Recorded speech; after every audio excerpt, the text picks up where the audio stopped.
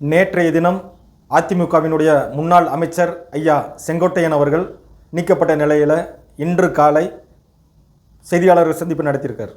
அதில் ஐயா என்ன சொல்கிறாரு செங்கோட்டையன் அவர்கள், அதாவது அதிமுகவினுடைய தற்காலிக பொதுச் செயலாளர் தான் எடப்பாடி அப்படின்னு சொல்கிறார். அடுத்து வந்து என்னைய நீக்கிறதுக்கான எந்த ஒரு முன் அறிவிப்பும் இல்லை. அதாவது ஒரு கட்சியிலேருந்து ஒரு உறுப்பினரை நம்ம நீக்கிறோம் அப்படின்னு கட்சி தலைமை முடிவு பண்ணால் அவருடைய கருத்தை என்னென்னா அவருக்கு கடிதத்தின் மூலியமாகவோ நேரடியாகவோ கேட்டு அவர் சொல்கிற கருத்துக்களை வாங்கி அதில் வேறு ஏதாவது குறை நிறைகள் இருக்கிறத வச்சு தான் அவரோட கட்சியிலேருந்து நீக்க முடியும். ஆனால் எந்த ஒரு முன்னறிவிப்புமே இன்றி என்னை கட்சியிலேருந்து நீக்கியிருக்காங்க, இது எனக்கு ரொம்ப மன வேதனையை தருது அப்படின்னு சொல்லியிருக்காரு.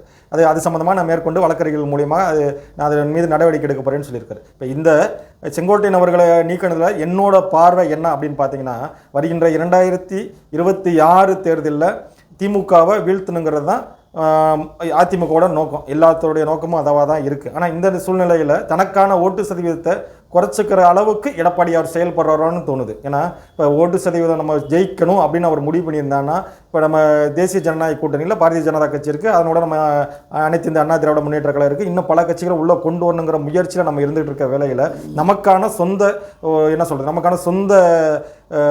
மதிப்பை நம்ம குறைச்சிக்கிட்டு இருக்கோமோன்னு தோணுது. இப்போ ஏடிஎம்கேக்குன்னு ஒரு குறிப்பிட்ட வாக்கு வங்கி இருக்கிற இடத்துல இப்போ ஆல்ரெடி தினகரன் கொஞ்சம் பிரிக்க போகிறாரு, ஓபிஎஸ் ஐயா கொஞ்சம் பிரிக்க போகிறாரு. இப்போ செங்கோட்டையனை கட்சியிலேருந்து நீக்கிறதன் மூலியமாக என்ன ஆகுதுன்னா, அந்த கொங்கு மண்டலத்திலேயான அதிமுகவுக்கான வாக்கு சதவீதம் குறைய போகுது. இதுதான் யதார்த்தமான நிலை. இது வந்து எடப்பாடியாருக்கு புரியாமல் இருக்காது, கண்டிப்பாக புரிஞ்சிருக்கும். ஏன்னா அவங்களுக்குள்ள நீயா நானாங்கிற ஒரு போட்டியில் வந்து என்ன பண்ணுறாங்க, இப்போ அவரை நீக்கியிருக்காங்க. இது மேலுமே வந்து ஏடிஎம்கேவோட என்ன சொல்கிறது பலம் சரியாக தான் செய்யும். அதனால் எடப்பாடி அவர்கள் சிந்திச்சு மீண்டும் வெளியிலேருந்து நீக்கின அனைவரையும் கட்சிக்குள்ளே இணைச்சிட்டு கட்சியை வலிமைப்படுத்தி 2026 தமிழகத்தில் ஆட்சி அமைக்கணுங்கிற ஒரு மனநிலையோடு